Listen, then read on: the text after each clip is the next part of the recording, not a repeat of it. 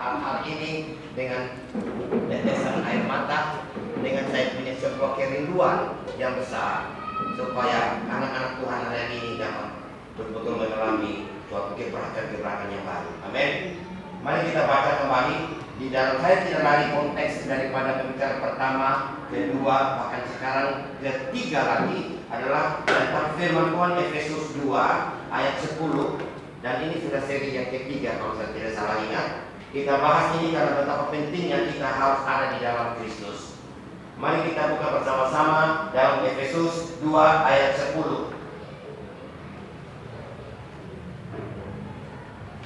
Karena kita ini buatan Allah, diciptakan dalam Kristus Yesus untuk melakukan pekerjaan baik yang dipersiapkan Allah sebelumnya. Ia mau supaya kita hidup di dalamnya. Bapak Ibu Saudara yang dikasihi Tuhan, judul saya bisa memberikan topik pada pagi hari ini, seperti Kristus. Seperti Kristus, menjadi seperti Kristus. Kedengaran ini agak sangat radikal sekali, tetapi itulah yang ditawarkan Tuhan pada pagi hari ini. Engkau dan saya, pastikan dirimu pada pagi ini, saya pasti seperti Kristus. Amin. Saudara yang dikasihi Tuhan, bahwa Allah merencanakan kehidupan umat manusia di kolong langit ini bukan sebuah kenyamanan, tetapi adalah sebuah pembentukan, sebuah pengembangan karakter seperti Kristus. Itulah yang Tuhan inginkan. Kalau kita telusuri akan firman Tuhan ini dari pembacaan ini, adalah bagaimana kehidupan kita dirubah lewat sebuah persoalan. Saya mau tanya kepada kita, siapa yang lolos dari persoalan? Semua tidak ada. Maka itu di dalam pembicaraan Efesus 2 ayat 10, karena kita ini buatan Allah. Perhatikan kata-kata ini. Perhatikan kata-kata ini. Saya minta tolong kita konsentrasi beberapa saat.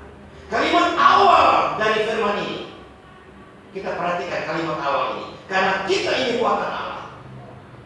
Kita dirakit langsung oleh Allah. Ada amin?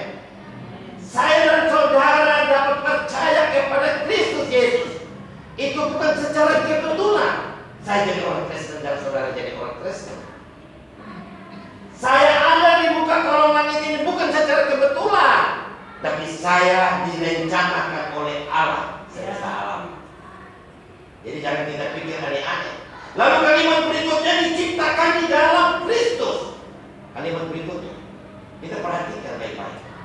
Kalimat berikutnya, lalu kita diciptakan di dalam Kristus. Nah, diciptakan dalam Kristus itu bahasa Yunaninya yang artinya tiso. Tiso, ingat ya, supaya kamu ingat ya, tisu. Tapi U-nya kita ganti dengan O. Jadi tiso. Dapat mengerti? Jadi kalau lupa, ingat tisu. Saya coba katakan sekali lagi, tisu. Rubah U-nya ganti O, tiso. Itu bahasa Yunani daripada di dalam Kristus, yang memiliki pengertian yang sangat dalam, yang dibagikan dalam pengertian 3 bagian. Yaitu bahwa kita ini dibentuk begitu rupa lewat persoalan. Kita dibentuk begitu rupa lewat proses kehidupan suka dan duka, pahit dan manis, supaya kita pada akhirnya mengalami yang disebut dengan apa? Transformasi. Apa itu transformasi? Itu adalah sebuah perubahan karakter, perubahan bentuk, perubahan fungsi. Dan saya percaya kalau ketiga-tiga ini kita memiliki, saya percaya tidak ada yang biasa-biasa, tapi pasti itu luar biasa. Dalam kehidupan kita, kalau kita mengatakan terjadi suatu perubahan-perubahan mental ini, saya percaya tidak ada kepolisian, kejaksaan lagi. Ada amin. Tapi sayangnya dihantui dengan banyak persoalan, berbagai persoalan. Maka itu sebagai pengertian yang kedua dari tiso adalah kita dibentuk begitu rupa lewat proses kehidupan. Bukan saja kita mengalami transformasi, tapi lebih jauh daripada itu, supaya kita bisa hidup di dalam habitat original, bisa hidup di dalam panggilannya Allah. Supaya kita bisa hidup di dalam firman-Nya, bisa kita hidup di dalam Kristus. Sebab di luar Kristus, di luar firman-Nya, kita tidak dapat omong banyak, kita akan frustasi, hancur. Maka itu kita diciptakan, dirancangkan, dan Tuhan sudah tahu bahwa engkau akan mengalami hal ini. Maka itu harus ada di dalam kisah, yaitu di dalam Tuhan, di dalam Kristus, di dalam firman-Nya. Pengertian yang ketiga, saya sengaja buka dulu supaya bisa kita membayangkan. Kita dibentuk begitu rupa. Ini pengertian yang ketiga. Lewat proses kehidupan yang sukar dan sulit itu, supaya kita dapat dihuni sebagai habitat original, itu firman yang sudah ada dalam diri kita bagi Kristus. Jadi Kristus itu akan menetap di dalam hidup kita. Tujuannya Allah menciptakan kita itu untuk kita dihuni oleh Kristus itu. Kalau Kristus sudah ada dalam hidup, sudah menghuni kehidupan kita, saya percaya transformasi itu kecil saja, perubahan itu kecil saja. Sifat-sifat yang tadinya keras, yang tidak berbobot, tidak terpuji, kita merubah itu dengan perkataan saja. Saya mau berubah kali ini, saya pasti akan mengalami, saya pasti akan mengalami. Itu sudah tidak akan mungkin tidak akan terjadi, pasti terjadi. Saudaraku yang dikasih, lewat berbagai persoalan kita dibentuk begitu rupa. Untuk apa? Untuk mengalami yang disebut dengan transformasi. Itu inti daripada segala persoalan yang kita alami. Jadi jangan bilang, waktu pertama, kedua saya selalu tekankan, jangan karena bilang, saya sudah melayani Tuhan, kenapa persoalan datang berulang-ulang? Hai Tuhan, apa salah saya? No. Jangan engkau takut. Yang sudah berlalu-lah. Saya mau menata hidup saya hari ini. Firman Tuhan hari ini untuk saya hari ini, bukan untuk orang lain. Amin. Didikan Tuhan itu sudah pasti dan harus terjadi. Didikan Tuhan itu sudah pasti dan harus terjadi. Saya ulangi lagi. Didikan Tuhan itu sudah pasti dan harus terjadi. Sehingga kita disekolahkan di dalam sekolah yang namanya sekolah kehidupan ini. Ada kematian di tengah-tengah keluarga kita. Kalau berbicara tentang sekolah kehidupan, kita diajar di dalam kehidupan ini, dibentuk kita dalam kehidupan yang sulit ini, berarti ada ujian. Sekolah berarti identik dengan ujian. Amin. Kalau ujian itu datangnya dari siapa? Dari Allah sendiri. Melihat kualitas iman kita, diuji hasilnya ada kayak apa. Bukan hanya dari Tuhan saja, dari sesama manusia. Kita diuji dengan sesama kita. Amin. Aduh ini mereka manusia kalau ada di tidak berbahan. Yesus siapa sudah kamu dibenci sekali mungkin. No. Jangan seperti itu. Kita diizinkan untuk kita dilatih, digosok perasaan kita dengan sesama kita, menyindir kepada kehidupan kita. Sampai di otak kita mau makan melintang, mau makan saja. Tapi itu diizinkan semua terjadi. COVID-19 diizinkan oleh Tuhan untuk menguji umat-umat dunia lagi sedang berduka, diuji. Ekonomi, sendi-sendi kehidupan hancur berantakan. Sendi-sendi kehidupan hancur, ekonomi hancur. Dari mana? Dari Tuhan. Maka itu ada pendeta yang Ibu Esther bilang, dia berdoa, dia bilang apa? Tuhan, kalau bisa corona jangan dicabut dari NTT supaya orang bertobat. Benar. Supaya orang jangan berbuat dosa-dosa lagi. Mayoritas orang Kristen di Kota Kupang, tapi luar biasa, binasa semua. Lewat Tuhan dicoba diizinkan, lewat sesama manusia paling banyak hidup lewat sesama, dan lewat diri kita sendiri. Itu bagaimana kita adaptasi, bagaimana kita mengendalikan diri, bagaimana kita bisa penguasaan diri dalam berbagai aspek kehidupan. Ada konflik-konflik internal yang terjadi dalam diri yang belum kita pernah bereskan, yang selalu kita berperang dalam diri kita, yang ada punya keberadaan yang tidak sesuai dengan keadaan sebenarnya. Kita harus menyelesaikan semuanya. Adanya. Maka itu, kalau kita mendapati hal itu, tiga hal ini, kita bisa lolos, kita akan dipuji oleh Allah, dan Allah menganugerahkan kepada kita sesuai dengan rencana dan kasih.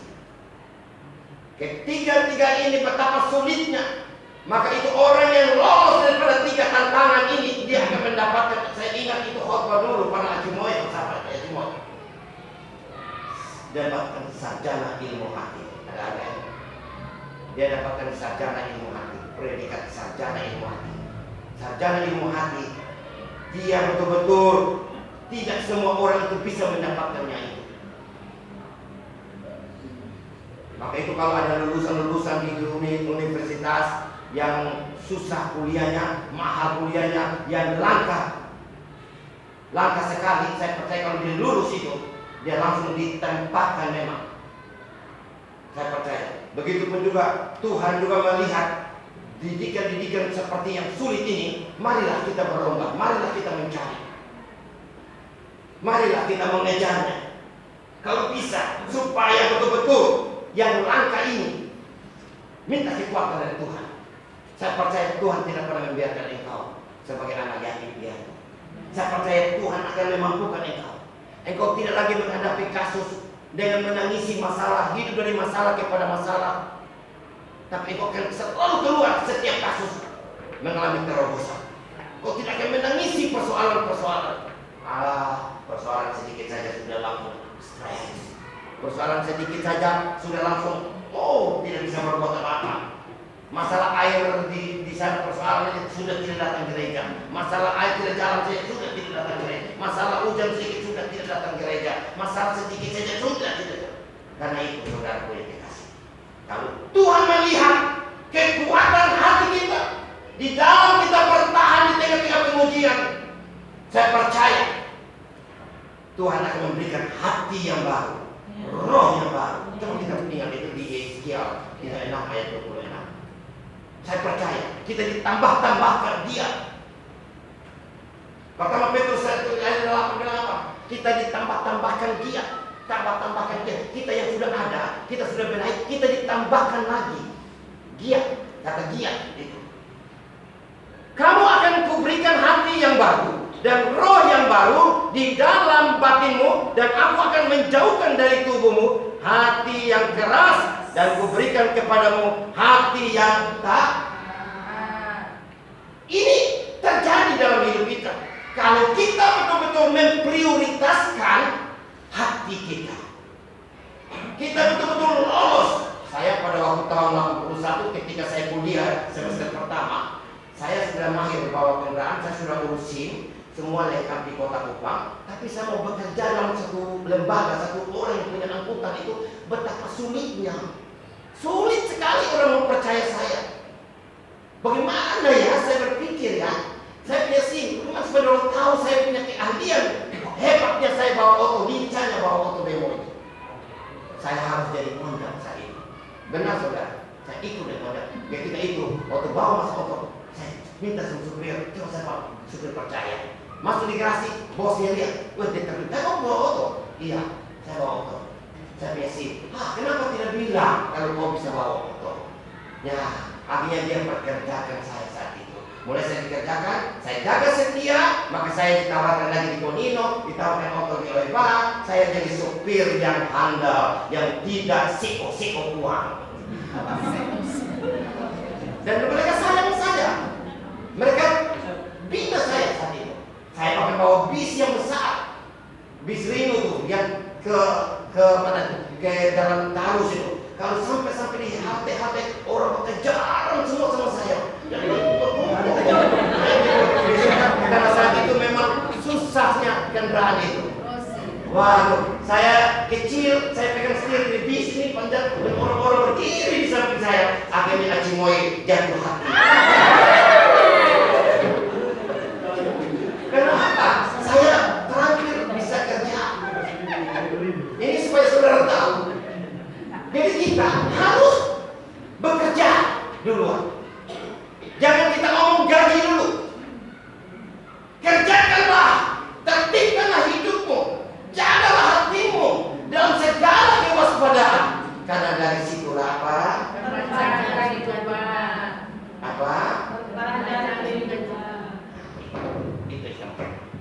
Maka itu Bapak Ibu Saudara yang dikasihi Allah. Seluruh kesuksesan kita tergantung daripada apa? Suasana hati. Dan kita selalu berdoa kepada Tuhan yang salah ini. Tuhan jagalah hati saya. Tuhan jagalah hati saya. Wah, Tuhan bilang, saya sudah kasih tahu firman, jagalah hatimu. Kamu kok suruh saya jaga lagi hatimu? Terbalik atau tidak? Kalau Tuhan sudah kasih kehendak bebas kepada kita, hak kehendak bebas, Tuhan bilang A, kita bilang B, Tuhan mau bilang apa? Kita bukan remote. Kita harus menjaga hati kita. Amin. Ada amin? Mau emosi, mau marah, mau benci, mau segala kehendak kita yang tidak sesuai, pikiran kita yang tidak sesuai. Kalau memang itu tidak sesuai dengan firman Allah, observasi. Amin. Harus ada observasi. Apa itu observasi? Peninjauan kembali apa yang ada dalam hidup kita. Amin. Evaluasi selalu. Bukan hanya di gereja saja baru kita evaluasi, tapi di rumah sana selalu kita jaga hati kita sebagai satpam dalam diri kita. Oh haleluya. Saya istirahat pada bagian satpam.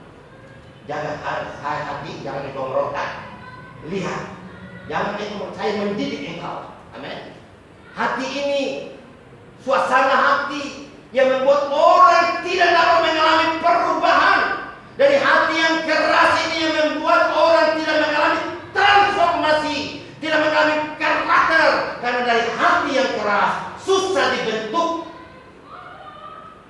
Maka itu seringkali kalau ada dalam hati saya, selalu menggoda hati saya, selalu saya menjadi satpam dalam diri saya. Mau merontak, ada suatu pikiran yang jahat, observasi selalu dalam diri. Setiap kali bahwa perubahan itu tidak segampang ini. Saudara pasti menginginkan suatu perubahan, betul tidak? Semua ingin. Amin. Saya tanya orang-orang yang perokok, kamu ingin buang rokok? Aduh, bagaimana obatnya ya? Saya mau ini buang rokok, tapi tidak bisa. Dia lupa ada satu yang kecil ini yang harus diperbaiki duluan. Ada aneh? Saya ingin buang ini peminum mabok, uang sudah tidak ada, pukul bini, paksa bini, ambil HP punya anak, pergi gade, pergi beli mabok.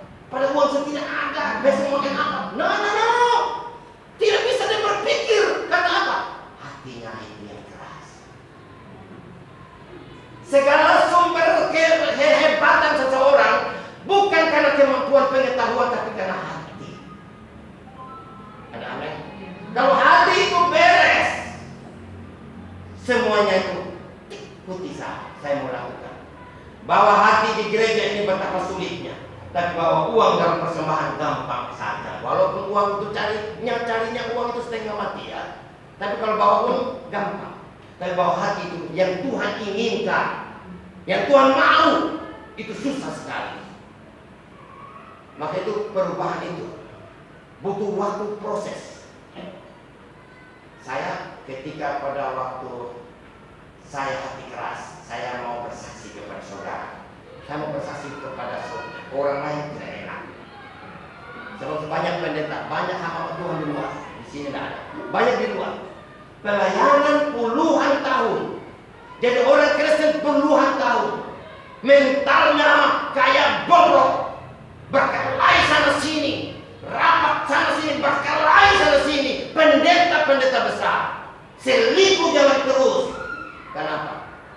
Tidak dia memulai dari sebuah hati. Menunduk di hadapan.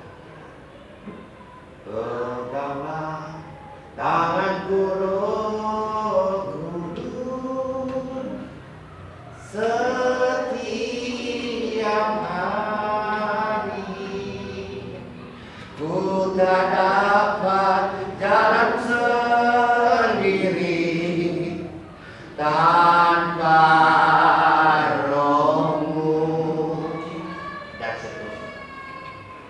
Peganglah tanganku Roh Kudus setiap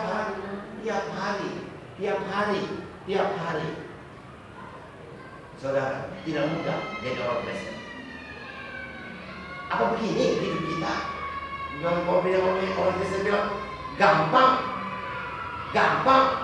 Apa bisa berdua 5 waktu?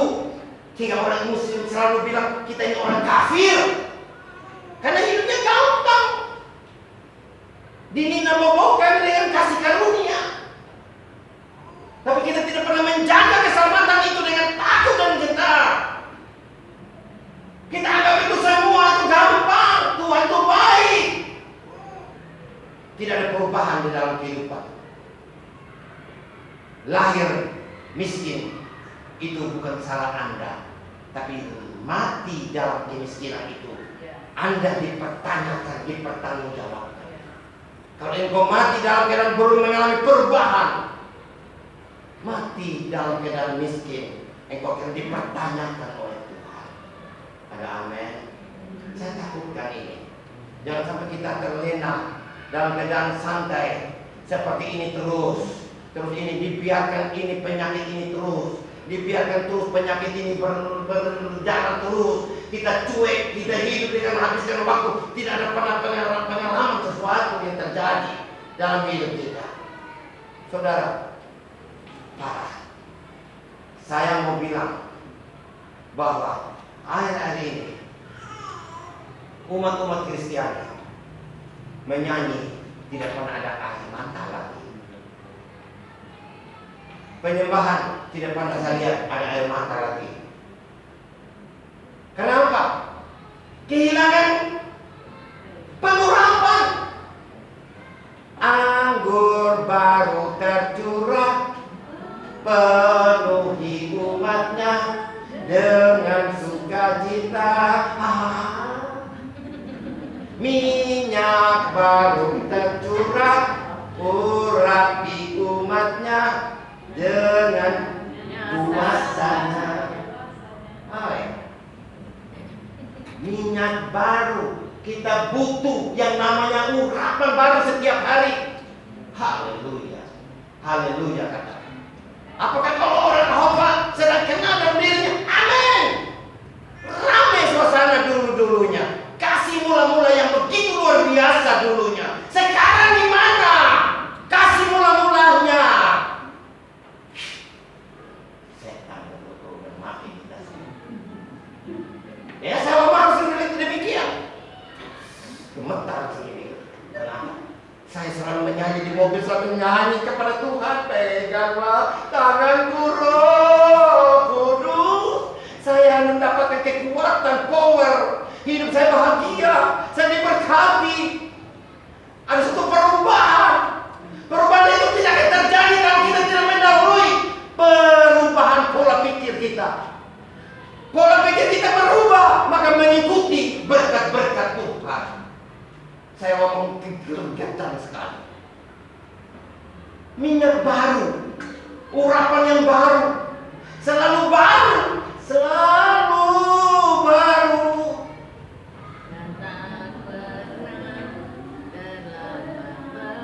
Selalu baru. Selalu baru. Firman Tuhan yang kita sampaikan selalu di telinga saudara selalu baru.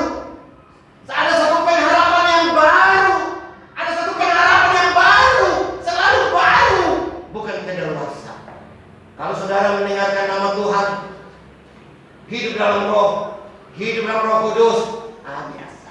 Roh Kudus, biasa. Karena apa? Sudah kedaluarsa. Nama itu tidak berkekuatan lagi. Nama itu tidak ada kekuatan lagi. Karena pengurapan baru sudah tidak ada. Anggur baru sudah tidak ada. Minyak baru tidak ada. Saya berkata dengan kuasa ini, setan ini terlalu membodohi umat-umat Tuhan. Bukan berarti saya suci minta maaf, tapi saya selalu menyanyikan lagu-lagu di rumah. Karena waktu di gereja ini sangat terbatas. Tapi di luar sana sangat betul-betul membentuk karakter kita. Di luar sana itu, di luar kita itu, tempat kita di kantor, tempat kita di mana saja, banyak waktu itu untuk kita dibentuk begitu rupa, supaya kita dibentuk menjadi anak-anak kesayangan, sehingga kita diberikan hati yang baru, roh yang baru, supaya kita diberikan hati yang taat. Bagaimana Tuhan bisa berikan kepada kita kalau kita tidak memulainya? Sebuah perubahan paradigma, perubahan pola pikir. Tidak ada tiso dalam hidup kita. Harus ada tiso. Saudara yang dikasih Tuhan, saya mau bersaksi sedikit. Ketika saya menikah dengan istri saya berkhotbah berdasarkan pengalaman ya. Saya minta maaf, ini istri saya harus mengiyakan, karena ini jelas saya omong ada. Saya menikah tahun 86. 89.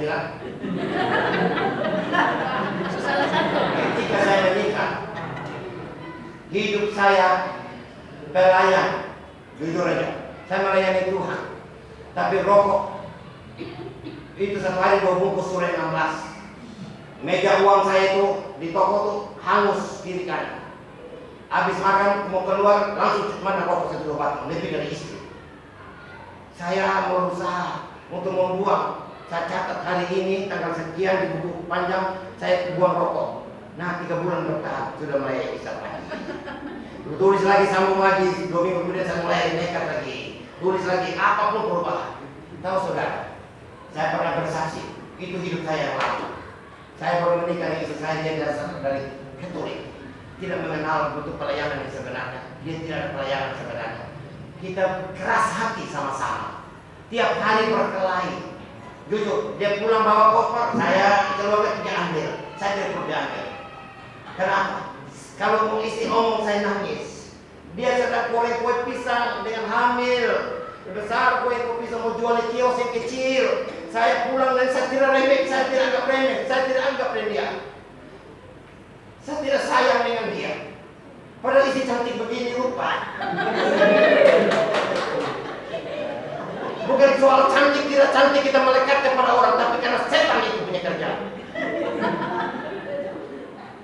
Dia masih tua, dia masih cantik, apalagi waktu masih muda. Ini yang saya mau menangis, saya cerita saya supaya hilang dari mata. Saudara, saya pukul istri. Saya mau menikah dengan orang metabula. Tanya ke istri saya, jahatnya saya. Saya pulang, dia kerja sama dia, saya pulang baru lihat, saya pulang pergi lagi. Dia kerja semua di rumah. Itu otaknya di mana? Otaknya di mana? Bukan kurang dewasa saya, bukan kurang pelayanan saya. Pelayanan. Ini akibat yang kecil ini, keras hatinya. Suatu waktu saya dipercaya kerja hasil. Satu sumba itu saya kerja, jujur aja. Mobil-mobil penuh di pinggir jalan semua. Hitung saya timbang bayar. Orang kirim uang dari sini berapa M habis tiap bulan, tiap hari, satu musim itu. Tapi habis tutup buku tidak lihat yang namanya uang. Saya bertanya, uang ini dari mana saja? Tiap tahun kerja sebanyak kok tidak lihat uang. Padahal jalan-jalan untung. Saya ingat terakhir, Hagai, engkau membawa pulang hasil, akan pulang ke rumah dan pundi-pundi akan bocor. Karena apa? Rumahku menjadi reruntuhan, sedangkan kamu masing-masing sibuk dengan urusan rumahmu sendiri-sendiri. Egonya saya tidak pernah menikmati yang sebenarnya. Saya keluar pergi kerja hasil, bawa perempuan, duduk, ini hal yang sudah lama. Rupanya Tuhan mau pakai orang-orang yang sudah bertobat benar-benar. Mau dipakai Tuhan. Orang-orang yang betul-betul bawa perempuan, bawa kiri kanan, istri tidak tahu. Sampai di rumah, istri boleh tidur atau memang dengan anak Devi. Saya boleh angkat telepon, habiskan 1-2 jam, ngomong di garasi, ngomong dengan perempuan sana sini. Luar biasa. Dan setan itu punya kerjaan. Ini saudara supaya saya membagi pengalaman ini. Amin. Supaya saudara-saudara bertobat karena tidak ada hikmahnya. Ya. Tidak ada hikmahnya. Kenapa? Ketika ada sesuatu di dalam hati kecil, observasi, saya belum mengenal itu observasi. Ya. Ketika itu saya hancur, saya dipotong. Saya langsung harus pulang ke Sumba, ke Kupang. Si hidup di Kupang itu saya mulai dari nol. Bila kipas angin hidup 5.000 kita berkelahi, kita beli beras. Betapa susahnya hidup saya. Ya. Tapi ketika itu saudara, saya mengambil keputusan, tanggalkan semua. Ya. Saya mau merubah hidup saya semua. Saya panggil istri saya, Mama, sini. Saya mau terbuka ini sudah. Waktunya saya terbuka. Mama jangan marah saya kalau saya terbuka. Saya selingkuh ini. Jangan marah. Kalau marah saya tidak kasih tahu bukan yang lain.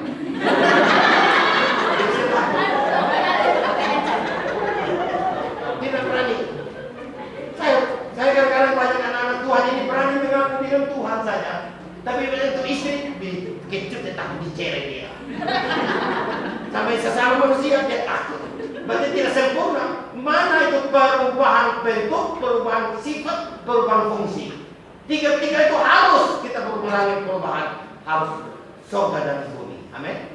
Jangan hanya surga saja. Tuhan ampuni saya ke Tuhan. Masuk di kamar dia bilang saya sudah selingkuh ini, saya sudah bertobat, tolong saya. Tapi di istri dia kan stop. Sama pada baik. Kalau mau betul-betul bersih di hadapan Tuhan, tiso. Perubahan betul-betul, perubahan bentuk, perubahan sifat, perubahan fungsi. Seluruhnya kita harus masuk di dalam perubahan. Itu pembentukan karakter. Amin.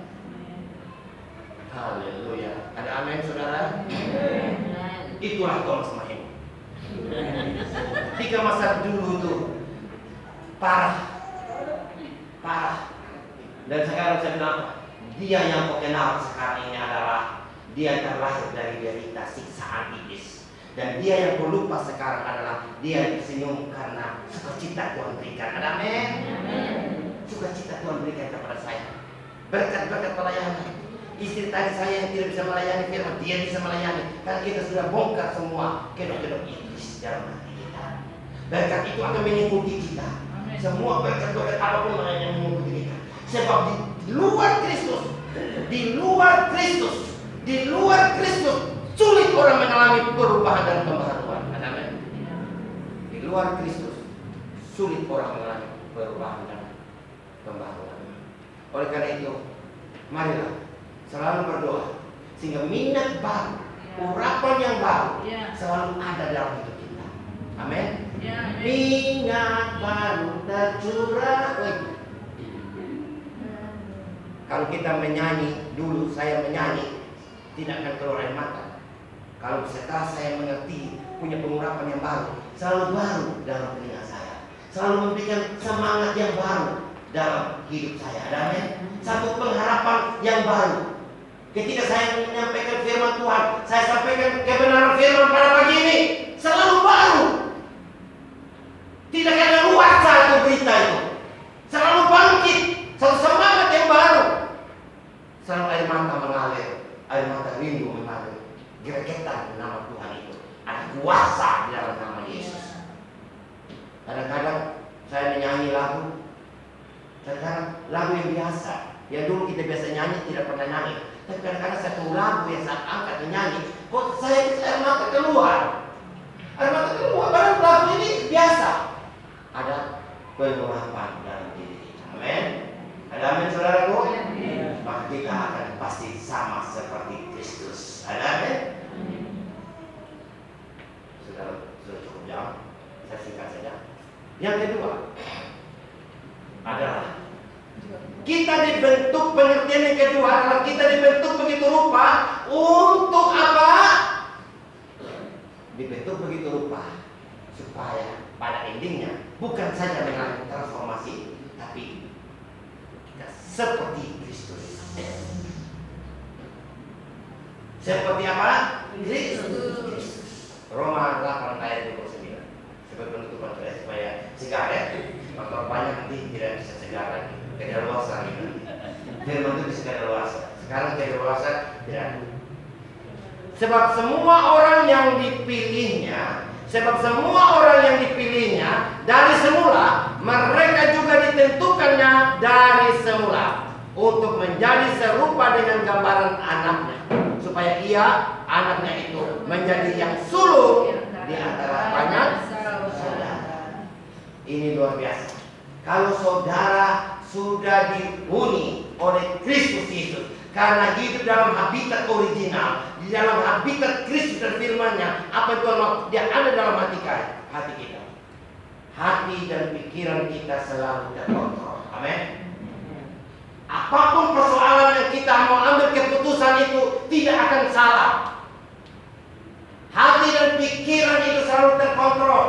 Keputusan yang kita ambil tidak akan pernah salah, karena kita selalu ingin bertanya kepada Tuhan. Tuhan, bolehkah saya Tuhan mengambil suatu keputusan ini?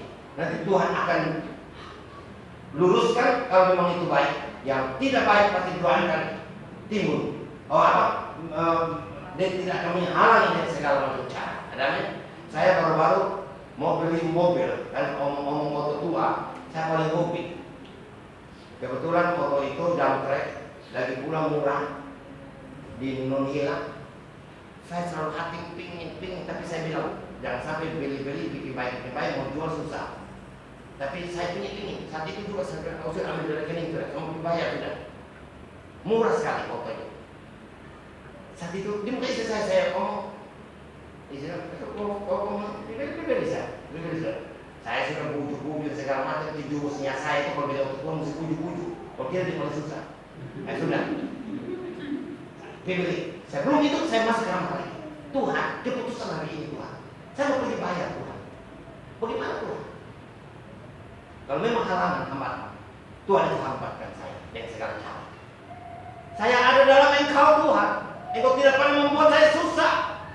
Ketika itu waktu keluar dari kamar, tiba-tiba tren masuk dari Oscar Baker. Pak Thomas, berapa hari lalu tuh Pak Thomas ada dengan saya. Kenapa Pak Thomas? Iya, saya mau tanya konsultasi mau beli auto ini bagaimana? Aduh, jangan coba kau beli itu susah jual itu barang itu sering panas auto jenis itu, jangan coba. Oh itu ini jawaban. Aku menyerahkan orang lain untuk menelpon saya. Saya berkeputusan tawar hati memang saya tidak jadi beli. Dalam nama Tuhan Yesus saya berbicara, karena selalu saya kompromi dengan Tuhan. Mau ambil keputusan, mau bayar sesuatu yang mahal, tanya Tuhan. Amin. Amin. Saya percaya kita semua punya Tuhan yang ajaib. Ada di kiri kanan kita duduk dan selalu membawa segala beban kepada Tuhan. Amin. Maka itu saya tidak lanjut nanti kalau ke depan nanti berikut lagi aku saya lanjut. Kiranya berkat Tuhan Yesus ini kita mau pakai untuk kemuliaan bagi nama Tuhan. Oleh karena itu mari kita menyanyi sebuah lagu. Mari kita